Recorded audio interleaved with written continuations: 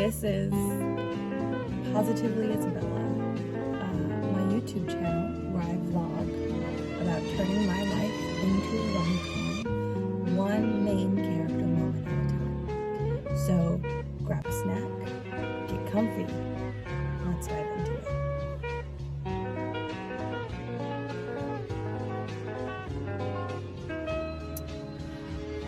I feel like my Monday weekly vlogs are mostly just me coming on here and giving you a life update.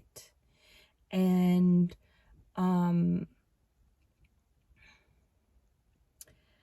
this week I feel like my life update is what I want to be doing here. Because life has been doing pretty well. There haven't been any big successes outside of me getting some more clarity around what I want to do when it comes to YouTube and making content for the internet. I have made a couple digital products that I've put onto my Stan store. One that is already on there is a 30-day journaling challenge, which I'm really proud of. It's really simple. It's all got to do with like self-love and kind of rewriting your narrative. And that's kind of what I want to do here. Specifically, I want to help people find love for themselves and confidence in themselves. And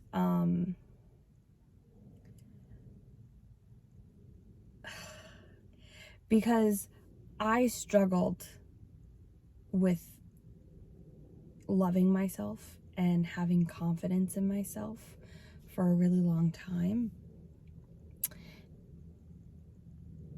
And I feel like those struggles, which are struggles a lot of people deal with, we live in a world where unless you are a specific person, which is typically a white man who is straight and looks a certain way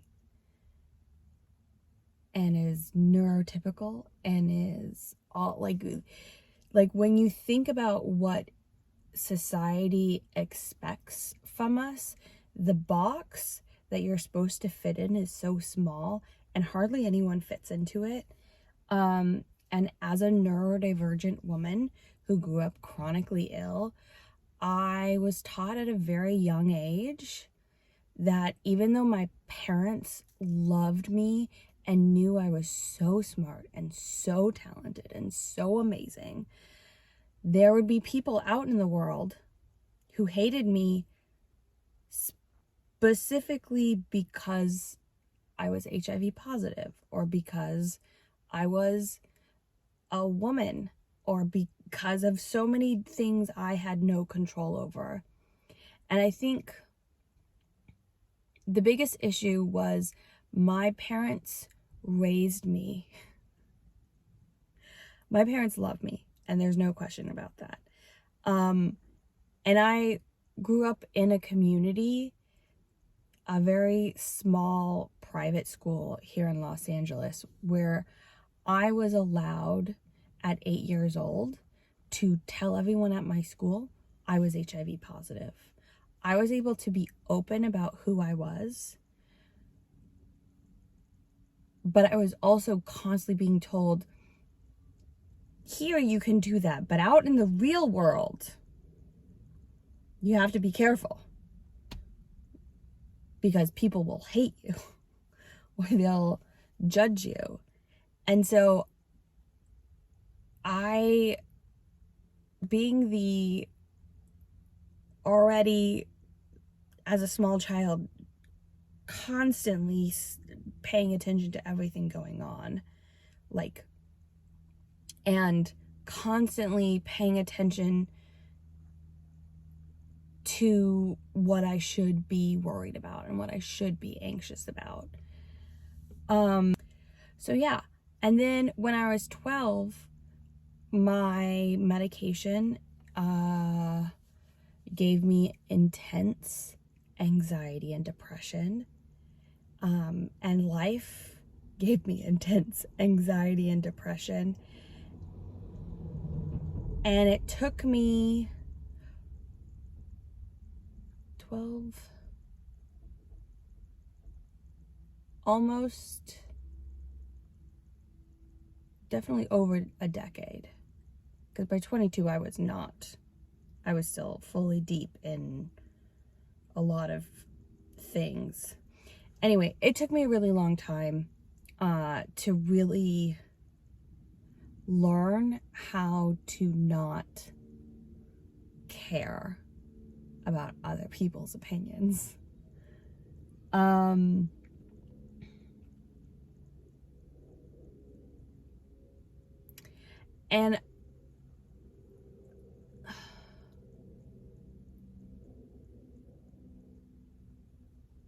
that's hard, especially as humans, being the social creatures we are.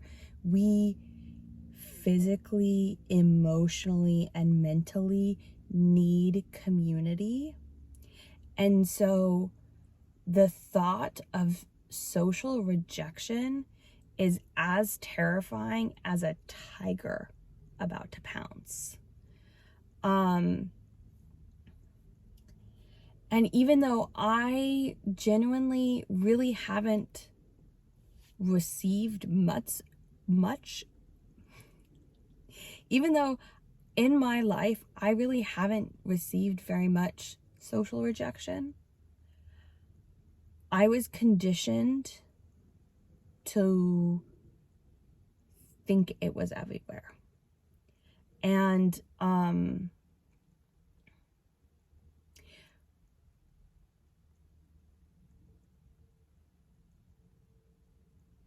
the thing is, the social rejection I did receive was not because of the things I was told I should be worried about. It was because of someone's feelings. And I think that was the first thing I had to realize when it came to like not caring about what other people think about me, is I'd say 90% of the time someone in your life who doesn't really like you or gives you the vibe they don't like you, it's because there is something you do or you represent that they don't like in themselves.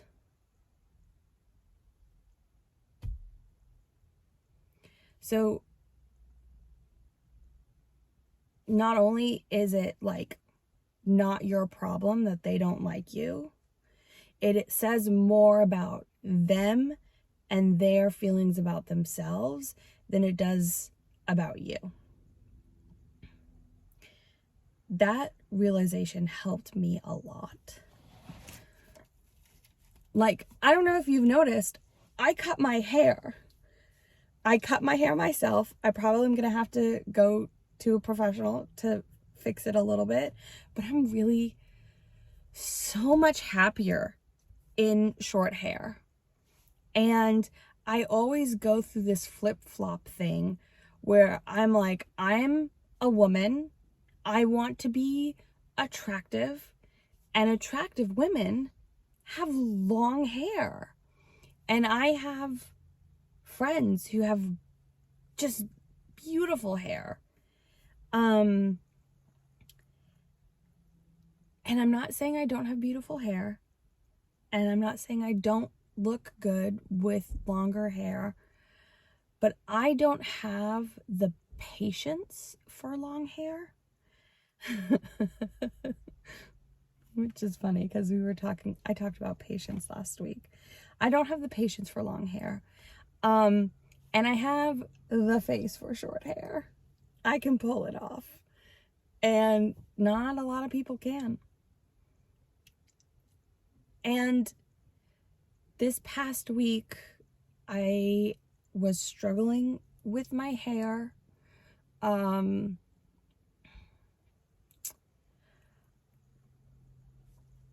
And halfway through the week, I was like, I'm just going to cut it off. And as soon as I had that thought, I was like, I felt lighter. And then there was this little voice in my head that was like, but what about the progress you've made on growing your hair out? It's going to take you so much longer to grow your hair out again. And then I was like, why do I need to grow my hair out? Whose opinion of my hair being the length that it was at? I don't give a shit. Like, if someone does not like my hair, that's a them problem, not a me problem. So yeah, I want to be talking more about that and this. I want to be, I wrote out my guide to kind of the steps I took for building the self-love and self-esteem and confidence in myself that I have now. And the thing is, this might not work for you because it's not going to work for everybody. Everybody has a different brain. Everybody works differently. And that is what makes everyone so fucking beautiful and amazing. But I can tell you how I got to where I am now. And you can hopefully try some of these things, figure out this one didn't work, but that one helped me, but I'm going to do it this way instead of that way. The important thing is listening to yourself and what works best for you. But I think the place where we need to start is always affirmations of love to ourselves. And the one I started with was literally naming every single part of my physical body that I could think of and saying I loved it.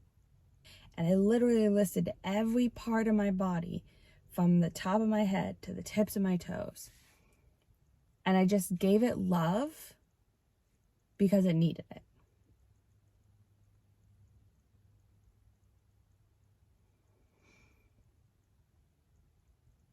So yeah, your assignment this week is to love yourself.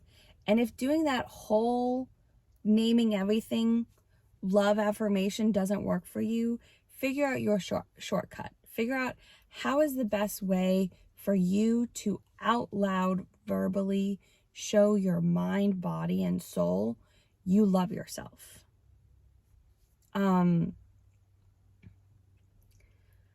I would love to hear any affirmations that you like using in the comments down below. If you are not already subscribed to my beautiful YouTube channel, you should totally join. Subscribe, comment, let me know how your week has been, what actions you do to make you feel loved.